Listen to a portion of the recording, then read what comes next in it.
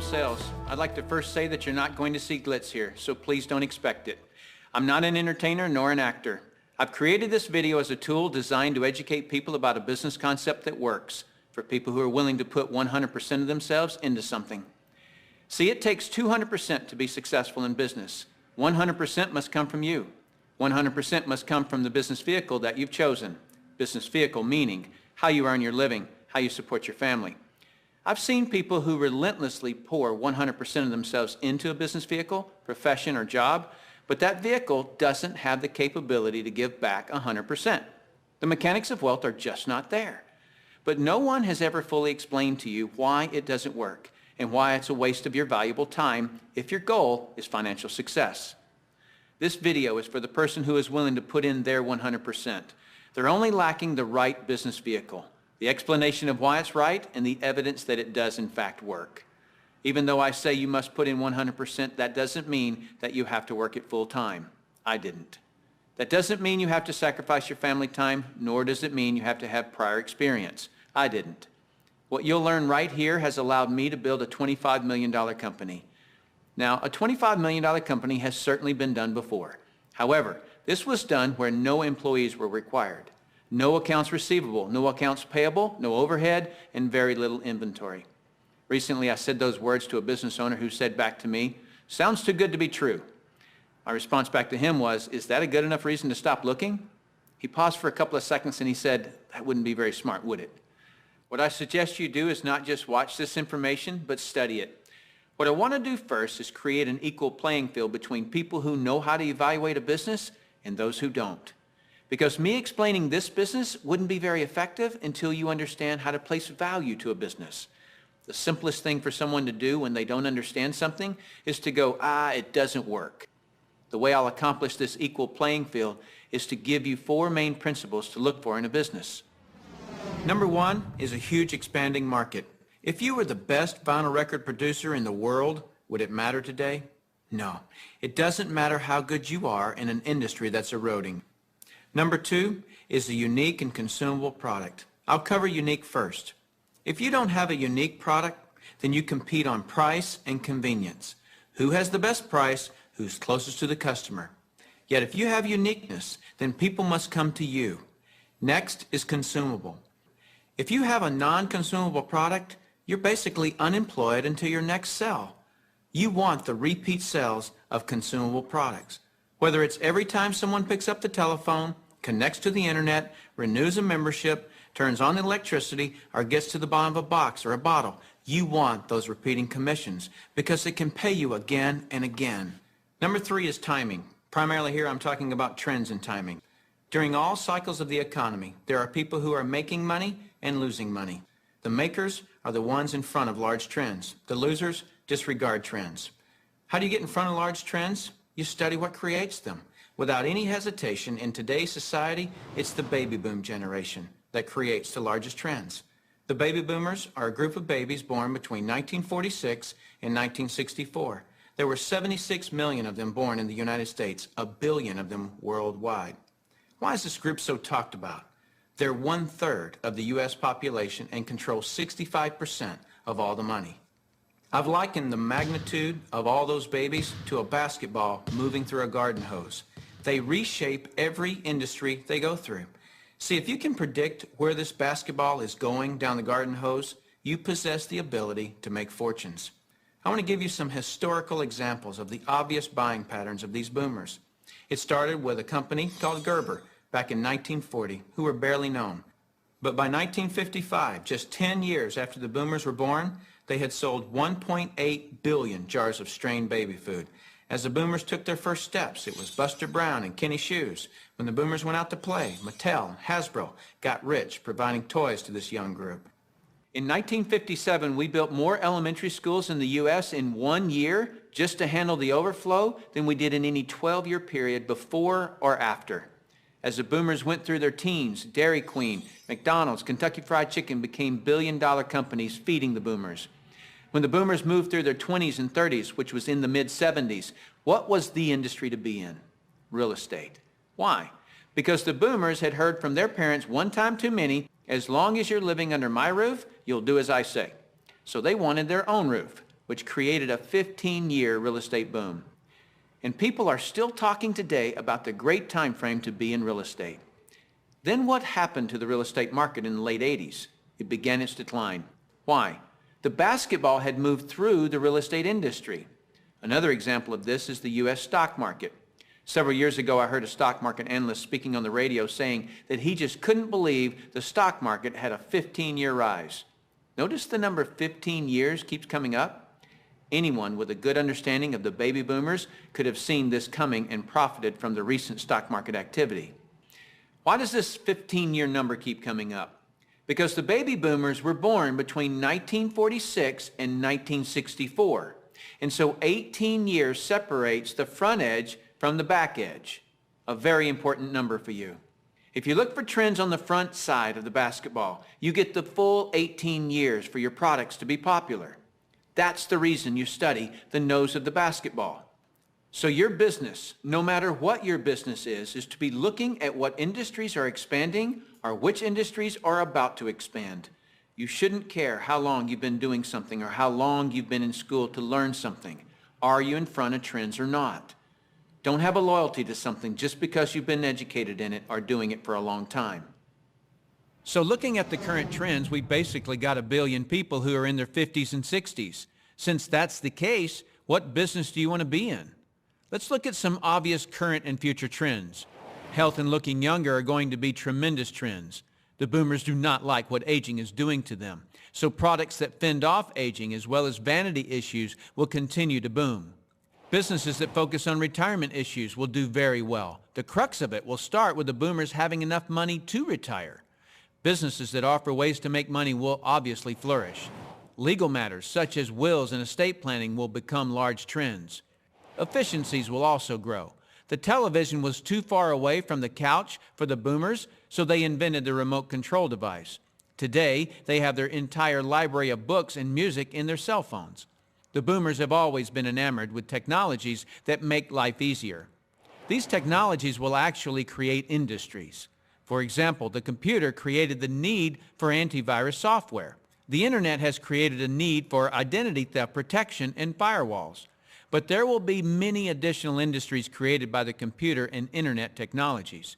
It is the computer plus the internet that made the iPod, iPad, and iPhone possible. As a side note, the baby boomers are not the only trendsetters. They are just the largest and have most of the money. As the world becomes one, the international market will play a big role, as well as the group born just after the baby boomers that are known as Generation X. But remember, the boomers control 65% of all the money. So when a bright Generation X person creates a great new product or service, they must make it simple enough that a baby boomer can understand it. Otherwise, that product will not reach mass acceptance. Those are some of the big trends. So if you want to be brilliantly compensated, you must focus on industries and companies that have positioned themselves in front of these trends. All right, let's move forward. Number 4 is leverage. I'm going to spend some time on this one because we're not really taught this in our society. We're taught to go get a good education, build a resume, and exchange our expertise for someone's dollars. The problem with that is if we're not exchanging our expertise, we're not making any dollars. So vacation time is costly. A walk around the golf course, costly. Family time, although extremely important, is costly. I'll define the word leverage as an increased means by which to attain something. One form of leverage is investing $5 million and earning 10% interest, which will yield you about 41 grand a month in income. So whether you're enjoying family time or playing golf or vacationing, you're still enjoying 41 grand a month in income. You're leveraging off your money. That's a leverage everyone would love, but very few have it. Let me explain another kind of leverage that's available to everyone, including yourself.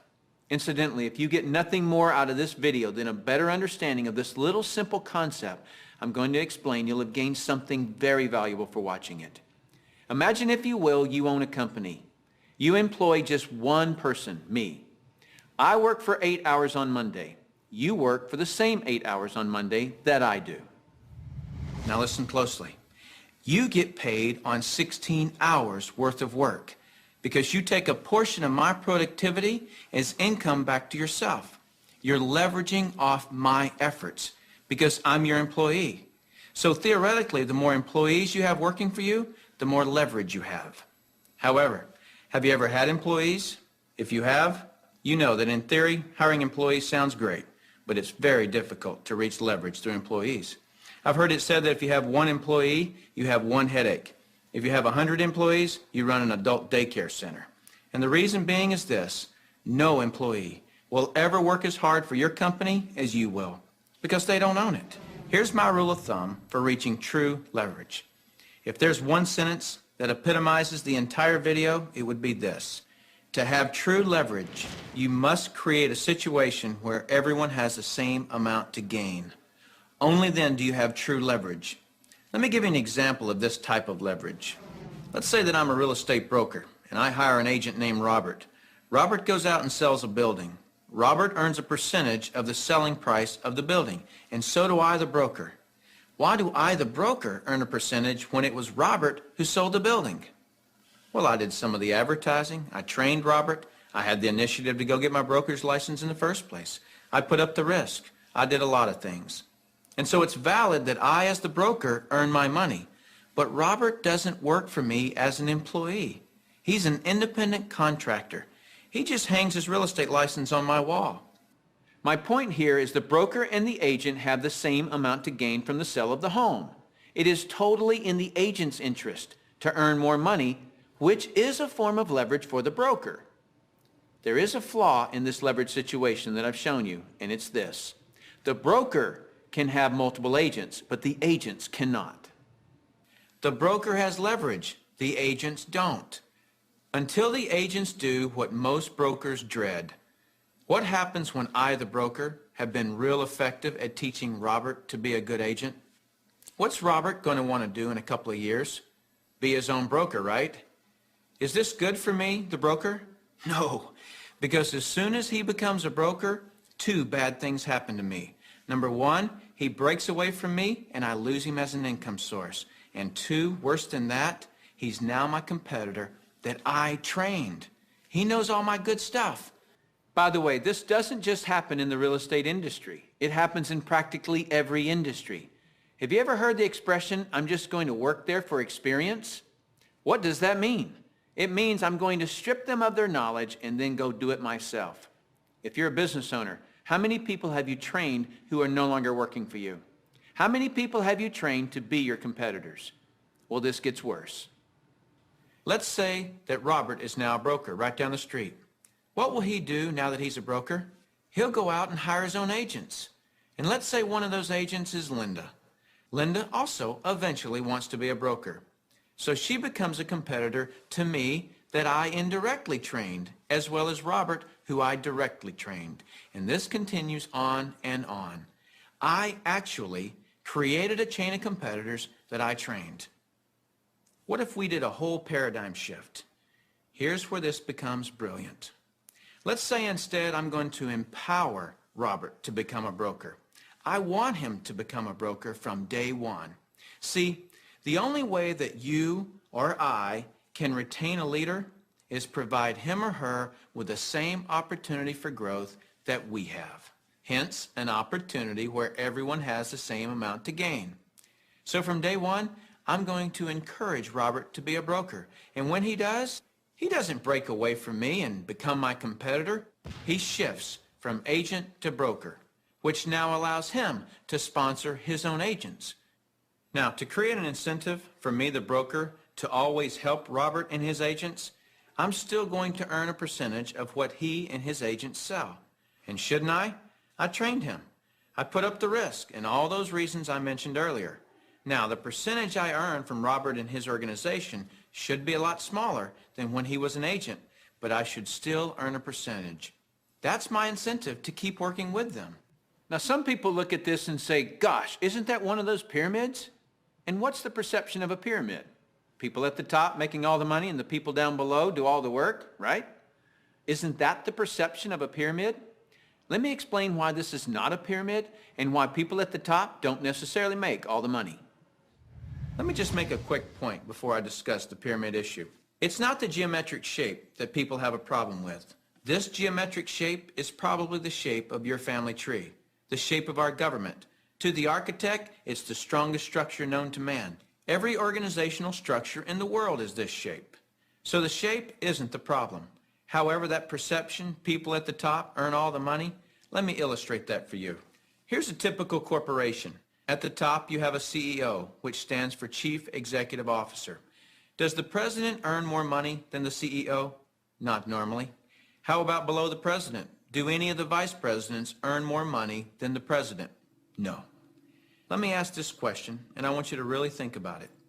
What would happen if some of the vice presidents of a corporation made more money than the president?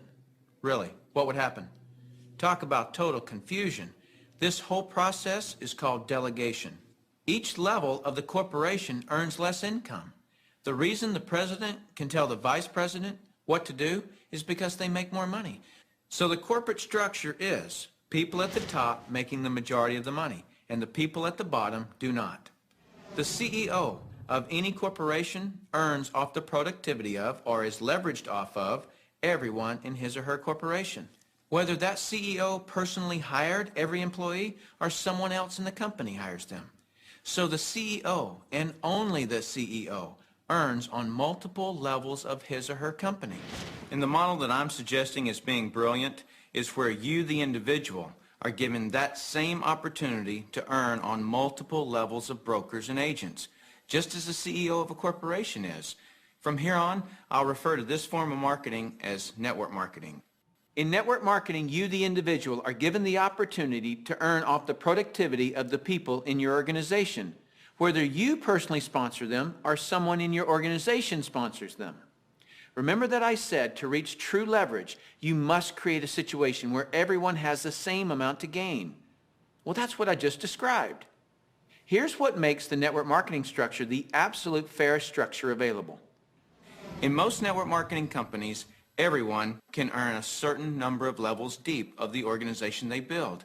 Everyone in the company can earn that same number of levels deep, like maybe 4 levels deep or 6 levels deep. Let's say we use 4 levels. So if you build an organization to be more productive, then you would earn more money than I would, even if you were in my organization. In the example shown, you would earn on 3 levels I couldn't reach, because everyone gets the same number of levels. There are people in my organization right now that earn more money than I do. Do you know what I call that? Fair. Shouldn't it be that way? I mean, take any structure. Shouldn't the most productive person in that structure make the most money? Now I'd like to show you an interview that I did a few years ago with Dr. Charles King, who holds a PhD from Harvard and is a professor of marketing at the University of Illinois at Chicago, who actually teaches network marketing at the university. Dr. King, we're delighted to have you here. I'm pleased to be here, Tim. Dr. King, could you tell us a little of your education and your business background? Tim, I'm a professor of marketing at the University of Illinois at Chicago. I got my bachelor's and master's degrees from the University of Texas in Austin, spent a tour of duty with the Exxon Corporation, and then returned to get my doctorate in business administration from Harvard University. More important to this discussion, over the last 6 years, I've been involved in doing research, teaching, and consulting in network marketing. So coming from such a conservative school, and I know you a little bit, and I know you to be very conservative, what caused you to look at network marketing to begin with? In 1990, we had a major economic recession in the United States. The Midwest and Chicago particularly were very badly hit. As a result, the interviewers stopped coming to campus. We were graduating hundreds of students a semester, and they weren't getting jobs. Our alumni were coming back to us, losing their jobs, looking for help, and we had nothing to offer them. Now, I started looking, because of my background in business consulting, at alternative career paths. I went out and I looked at starting your own business, at home-based businesses. I looked at franchising. I looked at direct selling. And in the direct selling arena, I backed into network marketing. Now, I was very cynical, skeptical. Tim, I was negative about network marketing. They don't teach network marketing at the Harvard Business School, and I didn't know much about it. The end result was one of my students who was on the team asked me, "Why are you so negative about network marketing?" I looked at that young man and I said, "Son, I know enough to know I don't want to know any more." That student looked at me and he said, "Professor, if I gave you that answer to that question with no more information than you have, you would give me an F." I turned to him and I said, "Son, you're absolutely right. I have no basis for that conclusion. You just made an A." As a result, we went to the library, we went to meetings, and for the next 6 months, we did due diligence on the network marketing industry.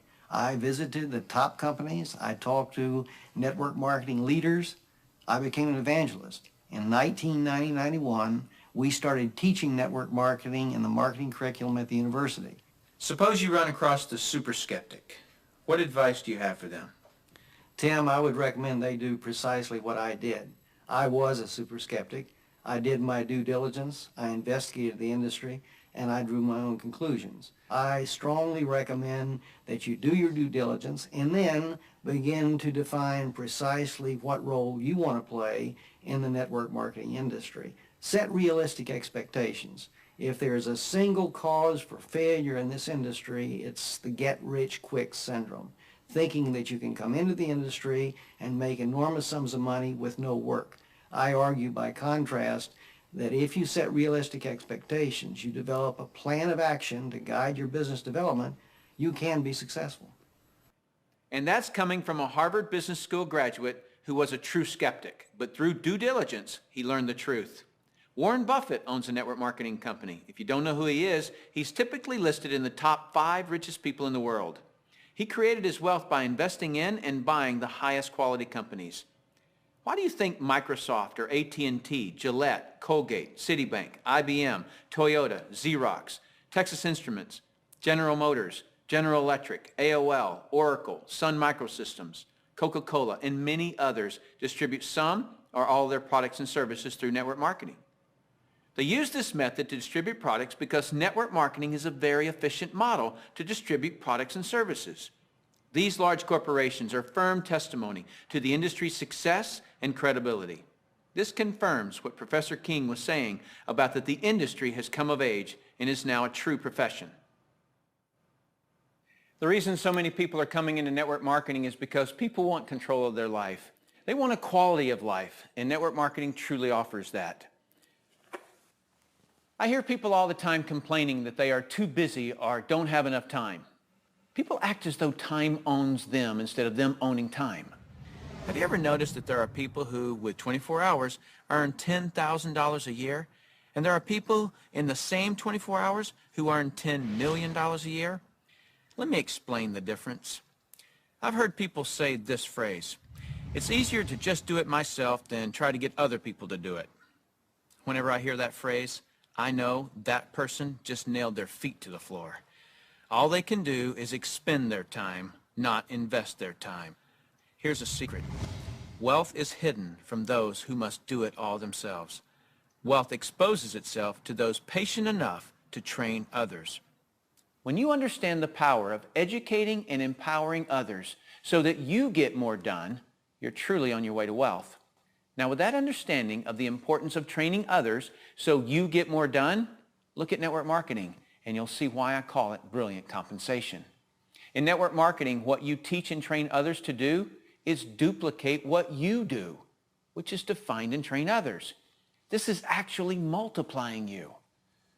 That's why I say next to your spiritual growth and your family, there is nothing in the world you can do that will reward you better than investing your time in network marketing.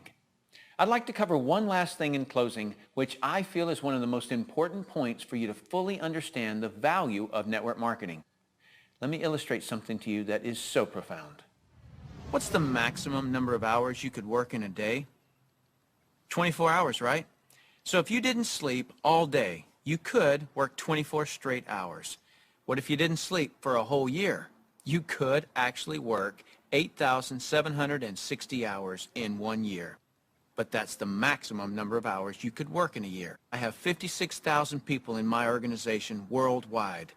Well, let's suppose that all 56,000 people work just 1 hour out of a year. 56,000 people times 1 hour each equals 56,000 hours of work that I'm being paid on.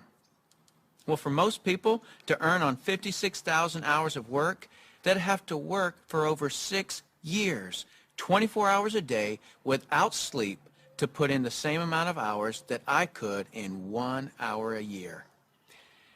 Let me throw in something really ridiculous. Suppose all my 56,000 people worked 1 8-hour day in a year. 56,000 people times 8 hours is 448,000 hours I'm being paid on. Well, it would take most people working over 51 years, 24 hours a day, to do what I could do in 8 hours a year. 8 hours in 1 year versus 51 years working 24 hours a day? Doesn't seem fair, does it? It's definitely not fair. What's not fair is that you haven't understood this until today, and other people have. But now that you understand it, take responsibility for it. Don't go running and try to create reasons why you can't do this. You can do this. I don't say any of this to impress you. I don't need to impress you. This is an educational-only video. My purpose in creating this tool is to contribute back to that woodpile that so generously gave to me. Because network marketing has given me a lifestyle I previously couldn't have imagined. And because network marketing has given me total financial and time freedom, I feel it my responsibility to explain the industry in an understandable way. So I say all of this only to impress upon you that the difference between the wealthy and everyone else is leverage. You've got to understand that. And nothing gives you, the individual, leverage in such an ethical way like network marketing can. So go get a pad of paper, write down what you really want in life, then call the person who gave you this video and tell them whether you're an A, B, or C. C is see you later, no thanks. That's fine with us because your relationship with the person who gave you this video is more important to us than anything. Or you're a B. A B is I may be. I want to first explore the product. If that's you, then do that. Don't procrastinate. The number one killer of financial success is procrastination. People just putting it off until tomorrow, and they've somehow convinced themselves that they'll actually do it tomorrow. You know what I'm talking about. As soon as I'm done with this project, then I'll have more time. Or as soon as little Jimmy gets back to school, then I can, and they never do. If a person has an excuse, they have all they need to fail. Don't let that be you. Get your product today. Or you're an A, and that means absolutely. No, you don't have all your questions answered, but you see enough to start and begin your training. Very well done to you in your ability to make a decision. If it's late at night and you just watch this, don't be concerned that the person who gave this to you is sleeping right now. They'll be up. And if they're not, wake them up. Tell them, hey, now that I understand this thing, I can't sleep. And if I can't sleep, you're not going to sleep. Believe me, they'll appreciate that call. So call that person and tell them whether you're an A, B, or C. That's it. Join us. You'll be glad you did. Now is the right time, the smart time. Thank you for taking the time to view this video. I hope it's been educational to you. What I really hope is that you'll put this information to good use. Next, you'll see some common questions that you can interact with. I look forward to working with you should our paths cross. I'm Tim Sales.